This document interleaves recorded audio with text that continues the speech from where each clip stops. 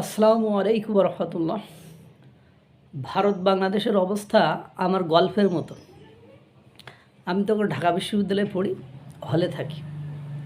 গল্পটি মনোযোগ দিয়ে শুনলেই আপনি বুঝতে পারবেন যে ভারত বাংলাদেশের অবস্থা কী, এবং ওই যে যারে খায় তারে তলা ছিদ্র করার যে রুচিবোধ সম্পূর্ণ ব্যক্তিত্ব কারা হয়, সেটা আপনারা গল্পটি শুনলেই বুঝতে পারবেন। আমি তখন ঢাকা বিশ্ববিদ্যালয়ে পড়ি, সেকেন্ড ইয়ারে পড়ি। তা দ্বিতীয় বর্ষে যখন পড়ি, তখন আমার এক আত্মীয় আমার কাছে গেছে যে পরবর্তী বছরে বিশ্ববিদ্যালয়ে ভর্তি পরীক্ষা দেবে। তা আমার কাছে গেলে আমি একটু খুব যে কোনো কারণে খুব ব্যস্ত, সময় দিতে পারছি না। তা আমি বলছি যে তুমি আপাতত যে কদিন আমি বাসা দেখে না দেই, মানে বাইরে ম্যাচ যতদিন ঠিক করে না দেই ততদিন তুমি আমার এখানেই থাকো। তা আপনারা জানেন যে ঢাকা বিশ্ববিদ্যালয়ের সিঙ্গেল একটা বেড, এক বেডে সিঙ্গেল বেডে থাকতে হয় দুজন। তা আমি কী করি, যেহেতু আমার এই রিলেটিভস মানে আমার আত্মীয় সে আমার জুনিয়র, মানে আমি তখন দ্বিতীয় বর্ষে পড়ি, আর সে তো ইন্টারমিডিয়েট পরীক্ষা অর্থাৎ এইচএসসি পরীক্ষা দিয়ে গেছে। তো আমি কী করলাম, আমার যে বেড, আমি বেড থেকে ফ্লোরিং করা শুরু করলাম, অর্থাৎ আমি বেড তার জন্য ছেড়ে দিলাম যে তুমি আমার যে মানে বেডমেট আর কি, যে তার সাথে তুমি থাকো। আর আমি কি করি, ওকে বেডে ঘুমাতে দিয়ে আমি কি মেঝোতে ঘুমাই। এবং আমি বলছি, দেখো ঢাকা শহরে মেস পাইতে বা মেস পাইলেই বাইরের দিক থেকে চাকচিক্য সুন্দর দেখলেই হবে না, ওরা দেখানোর সময় ওরা যখন বলে তখন অনেক সুন্দর করে বলে, কিন্তু পরবর্তীতে কি করে জানেন, পরবর্তীতে ওরা পানির সাপ্লাই বন্ধ করে দেয়, পানি থাকে না, গ্যাস থাকে না, বিদ্যুৎ থাকে না, খাবার যা দেখায় সেই খাবার দেয় না। এই জন্য একটু যাচাই বাছাই করে একটু লোকজন ধরে মানে ম্যাচ ঠিক করতে একটু সময় লাগবে। ছেলেটি থাকছে আমার বেডে, খাচ্ছে আমার রুমে, মানে ঠিক আছে থাকুক। আমি তাকে বলছি উত্তেজিত হওয়ার দরকার নেই, আমি সময় হলেই তোমাকে ব্যবস্থা করে দেবো। তাহলে এখন ঘটনা হয়েছে, এই ছেলে কী করেছে, হঠাৎ মানে আমাকে না জানিয়ে হঠাৎ একদিন এসে বলছে যে ভাইয়া আমি তো ম্যাচ ঠিক করে ফেলছি, তা আমি সেই ম্যাচে উঠে যাচ্ছি। আমি বললাম ম্যাচ ঠিক করছো, তা আমাকে জানাওনি। আমি না বললাম অপেক্ষা করো, এই যে ম্যাচে উঠছো, ম্যাচে থাকতে পারবা তো? কয় পারবো, সে খুব ভালো, এই সেই মানে কত কিছু, এই যে আমেরিকার মতো, আমেরিকা এ দেবে, কলা দেবে, হাতি দেবে, মুলু দেবে, আমেরিকা আমার মানে মানে সবসময় সঙ্গী হবে। বাংলাদেশের এখন যেরকম অবস্থা, ঠিক ওই ম্যাচের অবস্থা ওই রকমই, যে সামরিক মহড়া করে যাচ্ছে, যুদ্ধজাহাজ পাঠাচ্ছে, তারপরে মানবাধিকার কার্যালয় প্রতিষ্ঠা করতেছে, ডিপি ওয়ার্ল্ডের মাধ্যমে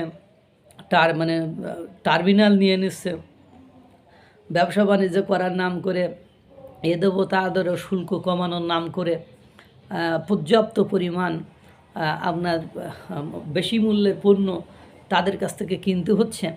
তা ঠিক ওরকমই ম্যাসাল্লাহ ওরকম বলছে, ও তো বিশাল সেই প্রশংসা করলো। আমি একটু রাগান্বিত হলাম যে ঢাকা শহরে এতদিন আসছি, তুমি আমার চেয়ে বেশি বুঝলা, এই ম্যাচ থেকে যদি বেরিয়ে আসো আমার কাছে আর আসবো না, তুমি অন্য অন্য কোথাও যাবা, আমার কাছে যেন তোমাকে আর না দেখি। আমি একটু রাগান্বিত হয়ে বললাম, সে সেখান থেকে চলে গেল। সেখান থেকে চলে যাওয়ার পরে যেদিন চলে গিয়েছে সেদিন থেকে সে আর কখনোই আমার সাথে যোগাযোগ করি নাই। ভালো কথা, যোগাযোগ না করলে আমার যায় আসে না। যার ছেলে সেও কোনো দিন যোগাযোগ করি নাই, আর সে তো করেই নাই। হঠাৎ করে 15 দিন পরে, মানে 15-20 দিন পরে ছেলেটি আবার আমার কাছে ফেরত গিয়েছে। আমি তখন বললাম যে কী ব্যাপার, তুমি আমার কাছে আসছো কেন আবার? তা ফেরত আসছে এবং ব্যাগ ট্যাগ নিয়ে আসছে, তল্পি তল্পা নিয়ে যেমন চলে গিয়েছিল এরকম তল্পি তল্পা নিয়েই আবার এসেছে। তা আমি বলছি তুমি কোথা থেকে আসলাম? কয়ে ভাইয়া আমি বাড়িতে গেছিলাম।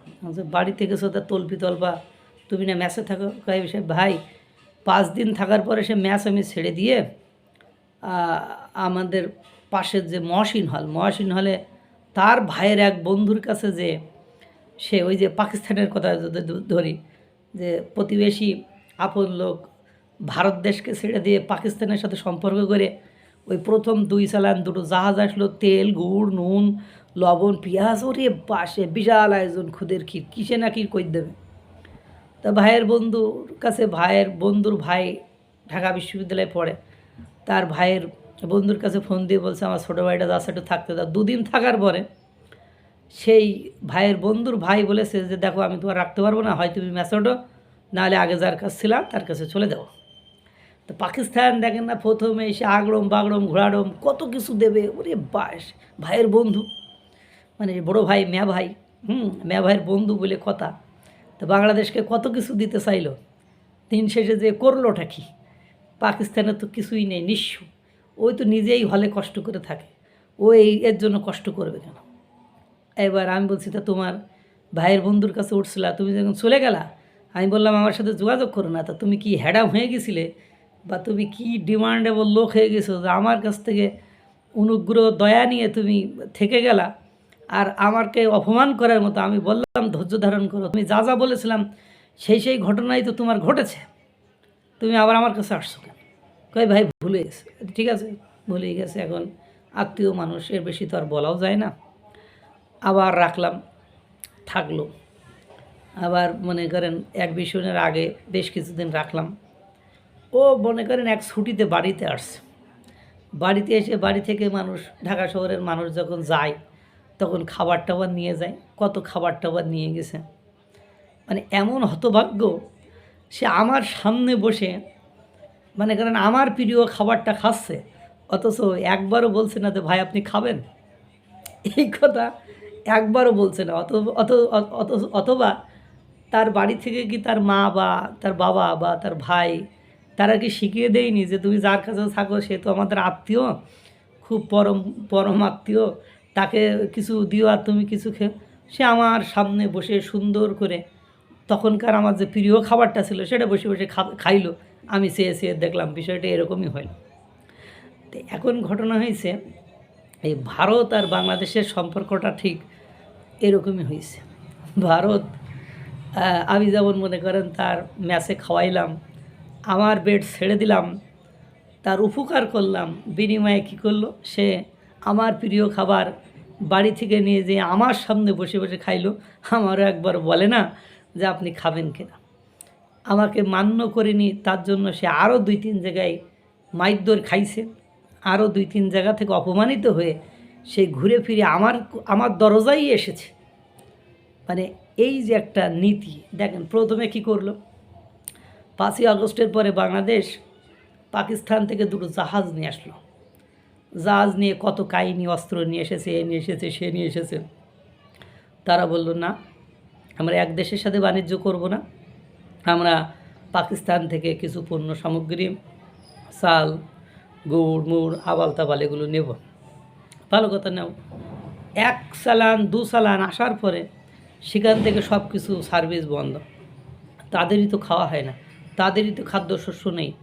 পরবর্তীতে কী করলো, ভারত থেকে আবার সে চাল, মানে যে পণ্য আপনার মানে পাকিস্তান থেকে নিতে চেয়েছিল, আবার সেই ঘুরে ফিরে আমার গল্পের মতো ঘুরে ফিরে আমার দরজায় আসতে হলো। ঠিক তেমনি ভারতের দরজায় আবার বাংলাদেশকে আসতে হলো। এবং শেখ হাসিনার আমলে, শেখ হাসিনা রাশিয়া, চীন, অন্যান্য দেশের সাথে যদিও সে মানে সম্পর্ক করতো, ব্যবসা বাণিজ্য করতো কম বেশি হলে, আর এ সরকার কোনো দেশের সাথেই ব্যবসা বাণিজ্য করতে পারছে না, ভারতের মুখের দিকে তাকিয়ে রয়েছে। ভারত খাইতে দিলে খায়, না দিলে দাম বেড়ে যায়, চাল দিলে চালের দাম কমে, চাল বন্ধ করে দিলে চালের দাম বাড়ে। ভারত যে পণ্য বাংলাদেশকে সরবরাহ করে না, সেই পণ্য বাংলাদেশের বাজারে আগুন হয়ে যায়। আর এই যে উপকার করলাম বাংলাদেশের, মানে মানে আমার বেড ছেড়ে দিলাম, মানে আমার মানে তার জন্য আমি কষ্ট ভোগ করলাম, আর সে আমার আনুগত্য না করে সে অন্য লোকের আনুগত্য করে। বিষয়টা এরকমই হয়ে গিয়েছে। তো এরকম ভারত বাংলাদেশের জন্য করছে, এটা কী করি নাই, তার পণ্যদ্রব্য দিচ্ছে, তার পানি দিচ্ছে, তার মানে খাদ্য সামগ্রী দিচ্ছে, অথচ এই ভারতকে অস্থির রাখার জন্য এদেশের ওই শাসকরা এখন যারা আছে, রাজনীতিবিদরা যারা আছে, তারা একের পর এক হুমকি ধামকি দেয়, এ করব, তা করব, এ হবে, তা হবে। এগুলো আমার কাছে হাস্যকর মনে হয়। রাগ করিয়েন না, বাংলাদেশের যারা ভিডিওটা দেখবেন তারা একটু আমার গল্পটা বোঝার চেষ্টা করবেন। দিন শেষে যে দেখেন সবাইকে ছেড়ে ওই যে পাকিস্তানকে বাদ দিয়ে সেই ভারতের মাল খাতে আছে, ভারতের সাথে ব্যবসা করতে হচ্ছে।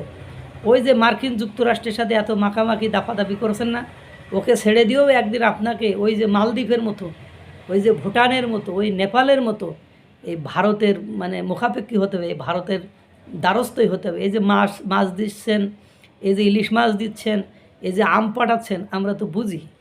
এখন আর সেই হুঙ্কার, সেই অহংকার এগুলো আর নেই, এগুলো থাকবেও না। কারণ দিন শেষে উপকারী করার লোকজনের সংখ্যা খুবই কম। ভারতকে হেয় প্রতিপন্ন করিয়েন না, কারণ বাংলাদেশের 3 দিকেই ভারত অবস্থিত। সুতরাং ভারতের সাথে আপনি যত তিক্ততা মানে মানে সৃষ্টি করবেন, তত আপনি হয়রানির উপরে থাকবেন। ভালো লাগলে লাগুক, না লাগলে বলার কথা বললাম। আল্লাহ তাআলা সকলকে ভালো রাখুক, সুস্থ রাখুক। আসসালামু আলাইকুম ওয়া রাহমাতুল্লাহ।